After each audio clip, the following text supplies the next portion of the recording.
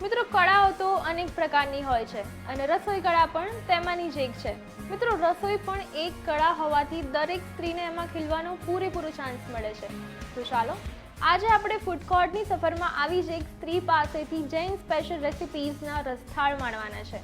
ચાલો સાથે મળીને શરૂ કરીએ આજની આપણી વાઘ બકરી ચા પ્રસંગ ફૂડ કોર્ટની સફરને તમારી દોસ્ત બંશ્રીની સાથે.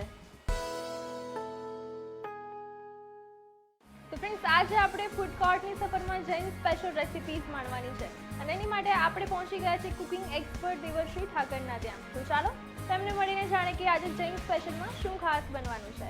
Hello Devshree, how are you? I am fine. Devshree આજે આપણે કંઈક મેં એવું સાંભળ્યું છે કે જૈન સ્પેશિયલ મેનુ છે, તો શું ખાસ છે આજે? આપણે જૈન સ્પેશિયલ રેસીપીમાં એક ટાઈપનો પુલાવ બનાવીએ છીએ, છોલે પુલાવ. છોલે પુલાવ, જૈન વર્ઝન બનવાનું છે છોલે પુલાવનું. ઓકે, તો આપણે ઇન્ગ્રેડિયન્ટ્સ જોઈ લઈએ.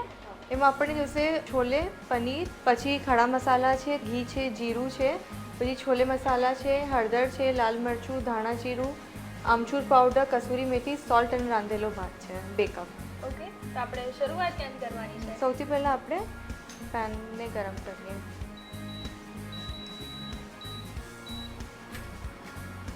આપણે જે પુલાવ છે તેલ ઘીના મિક્સરમાં કરશું, તો આપણે around 1 tablespoon oil and 1 to 2 teaspoon જેટલું ઘી લેશું. અને આમ પણ બિરયાની છે, પુલાવ છે, બધામાં ઘીની ફ્લેવર એકદમ ઓસમ Enhance લાગતી બહુ કરતું હોય છે. સુપર્બ લાગતું હોય છે. તો આપણે તેલ ને ઘી બંને લીધું છે. હા, ને આ રેસીપી મેં એવી રાખી છે કે ઘણીવાર હોય છે કે જેને જે ચોમાસામાં લીલોતરી અવોઇડ કરતા હોય છે, તો જે રીતે પોલ્યુશન પતી જાય એના પછી પણ આ રેસીપી બનાવી શકીએ છીએ કે લીલોતરી વગર.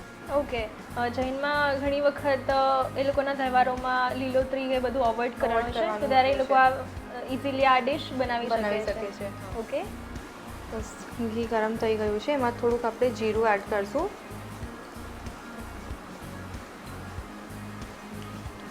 ને પછી એમાં આપણે હોલ સ્પાઇસ બી સાથે એડ કરી દઈએ, લાઈક તજ છે, એલચી છે, લવિંગ છે, પછી આ દગડફૂલ છે. બધા ખડા મસાલા અને જીરાને છે ને આપણે થોડુંક સોતે કરી લેવાનું છે. ઓકે, ગરમ થયું એટલે આપણે જીરાનો તડકો મૂક્યો છે અને પછી બધા ખડા મસાલા એડ કરી જીરા સાથે જ આપણે ખડા મસાલા એડ કરી દેવાના, તો સાથે સ્પ્લટર થઈ જાય. ઓકે, આજે મસાલાનો જે ટેસ્ટ જે કહેવાય ને બિરયાની છે, પુલાવ છે, બહુ જ સરસ લાગતો હોય છે. ઘણા લોકો સીધા ગરમ મસાલા યુઝ કરે, પણ એના કરતાં ખડા મસાલા આપણે યુઝ કરીએ તો એનો ફ્લેવર અલગ જ હોય. આપણે ગરમ મસાલા જ્યારે પાવડર ફોર્મમાં યુઝ કરીએ છીએ તો એનાથી ફ્લેવર તો આવે છે, ખૂબ સ્ટ્રોંગ ફ્લેવર આવી જાય છે, પણ સ્પાઇસીનેસ પણ વધારે પકડાય છે. પણ જો એકદમ માઇલ્ડ ટેસ્ટ જોઈએ, તો એકદમ ઓથેન્ટિક ફ્લેવર જોઈતી હોય તો આપણે આવી રીતે ઘી અને તેલના તડકામાં આરામથી કરી શકીએ છીએ. બસ હવે છે ને આપણે આમાં છોલે એડ કરશું. છોલે છે અરાઉન્ડ કહેવાય ને 1 કપ જેટલા મેં સોક કરી રાખ્યા હતા 4 થી 6 કલાક, પછી એને પ્રેશર કુક કરી દેવાના છે. ઓકે, કેટલી વિસલ વગાડવાની છે? 6.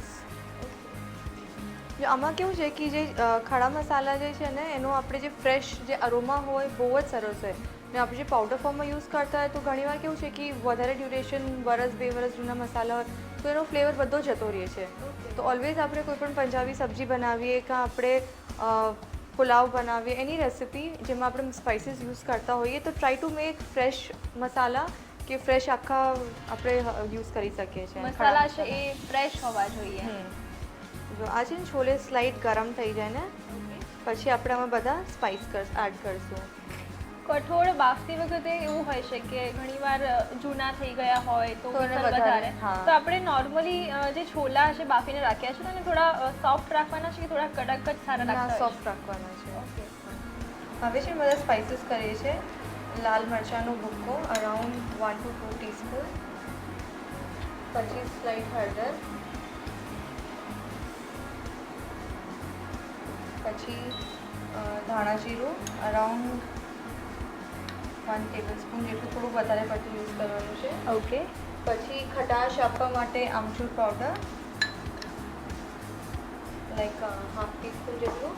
પછી આ છોલે મસાલા માર્કેટમાં ઇઝીલી અવેલેબલ હોય છે, આપણે ઘરે પણ બનાવી શકીએ છીએ. ઓકે, તો અરાઉન્ડ 1 ટીસ્પૂન જેટલા છોલે મસાલો. છોલે 2 મિનિટ સોટે થાય એટલે બધું સિઝનિંગ આપણે કરી દઈએ છીએ. એટલે મસાલા છે ને આપણે છોલેમાં જ આખા કૂક કરી લેવાના છે. અને ફ્લેમ પણ આપણે સ્લો રાખી છે, હા, slow જેથી કરીને રાખી છે. મરચું છે, ધાણાજીરું છે, બધું બળી ના જાય. ને કહેવાય ને આમાં લાઈક ઘી ને છોલે, એકચ્યુઅલી છોલે પંજાબી ક્યુઝિનમાં સૌથી વધારે યુઝ થતા હોય છે. ને પંજાબી કોઈ પણ રેસિપી તમે પંજાબ જાઓ, ઘી વગર બનતી જ નથી. તડકો હોય કે એમાં કહેવાય ને કોઈ બી સબ્જીમાં યુઝ થતું હોય, ઘી વગર ઇટ્સ ઇનકમ્પ્લીટ. એ લોકો મોસ્ટલી વઘાર કે સબ્જીમાં પણ ઘી જ યુઝ દેશી કરતા હોય ઘી, છે. બહારનું ઘી બી નહીં, જે ઘરનું દેશી બનાવેલું ઘી. દેશી ઘી હોય એ જ. પછી આમાં આપણે કસૂરી મેથી એડ કરીશું. બંને હાથેથી છે ને એને ક્રશ કરી લેવાની છે. આનો પણ ફ્લેવર ને આની જે અરોમા હોય છે બહુ જ ફાઇન હોય છે.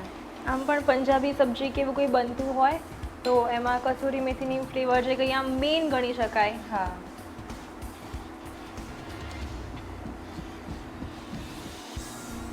આની જે કહેવાય ને સ્મેલ કસૂરી મેથીને જે છોલે મસાલો છે બહુ જ ફાઇન આવે. પછી આપણે સોલ્ટ એડ કરીશું અકોર્ડિંગ ટુ ટેસ્ટ. આપણે થોડુંક વધારે એડ કરીએ છીએ કેમ કે રાઈસ બી આમાં આપણે એડ કરવાના છે. ઓકે. તો એના હિસાબે.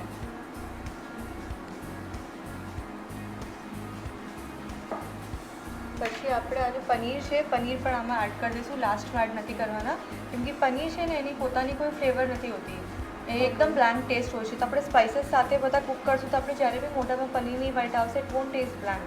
ઓકે. તો આપણે પનીર પણ એડ કરીએ છીએ. આ almost around 50 to 60 grams of paneer છે. બધા જ સ્પાઇસીસની કરેલા છે. ફ્લેવર પનીરમાં પણ આવી જશે. હા.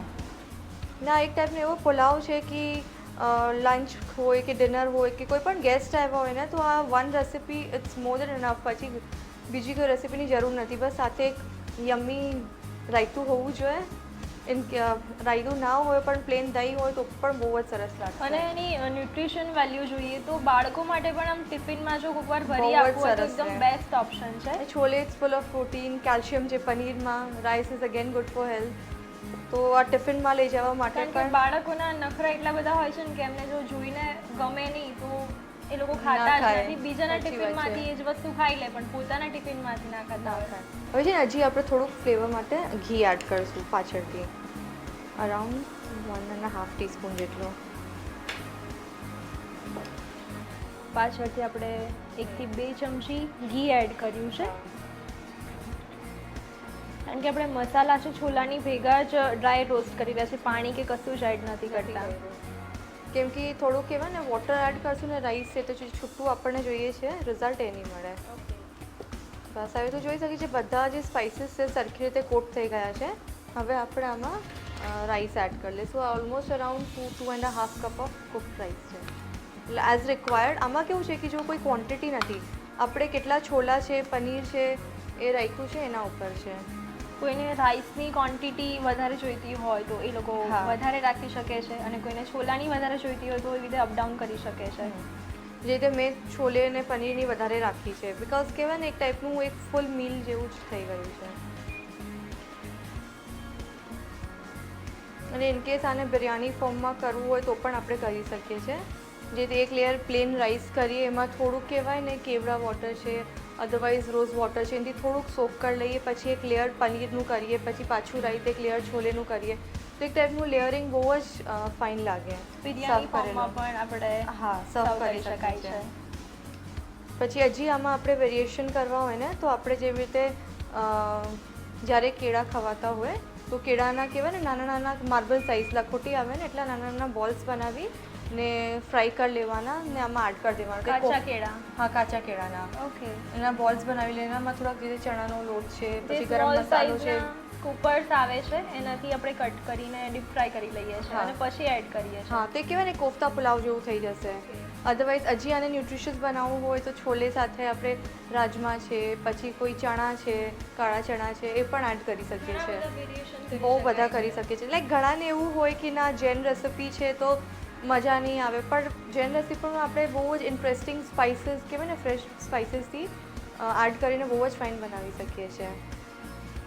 બસ હવે છે ને આને આપણે કવર કરીને કમસે કમ 3 to 4 મિનિટ સુધી કૂક થવા દઈશું. ઢાંકીને આપણે 3 થી 4 મિનિટ કૂક કરી લઈએ છીએ. હા, તો બંસી આપણે ઓલમોસ્ટ 4 to 5 મિનિટ્સ થઈ ગયા છે. હવે આપણે ચેક કરી લઈએ. જો એકદમ સરખી રીતે કહેવાય ને જેલ થઈ ગયા છે રાઈસ એન્ડ છોલે. હવે આપણે એને સર્વિંગ બોલમાં કાઢી લઈશું. તો ફાઇનલી આપણો જે પુલાવ છે રેડી છે સર્વિંગ માટે. હું તમને સર્વિંગ બાઉલ આપી દઉં. હવે આપણે આને બોલમાં સર્વ કરીએ. વિન્ટર્સ લાઈક હમણાં શોર્ટલી આવવાના છે એ ટાઈમે કહેવાય ને ડિનરમાં એકદમ ગરમ ગરમ પુલાવ ને સાથે દહીં મજા આવી જાય. સાથે સાથે ન્યુટ્રિશન વેલ્યુ પણ એટલી જ છે એટલે એકદમ પરફેક્ટ ડીશ કહી શકાય કે બાળકોના લંચ બોક્સ માટે પણ કામ આવી શકે, હેલ્થને પણ સારી રીતે હેલ્પફુલ થઈ શકે. ને મેં કોઈ બી ગેસ્ટ આવ્યા હોય ઓચિંતાનું તો આપણે એમને એમ ખાલી પનીર પણ ઘરમાં હોય ને તો આપણે પનીર પુલાવ પણ બનાવી શકીએ છીએ.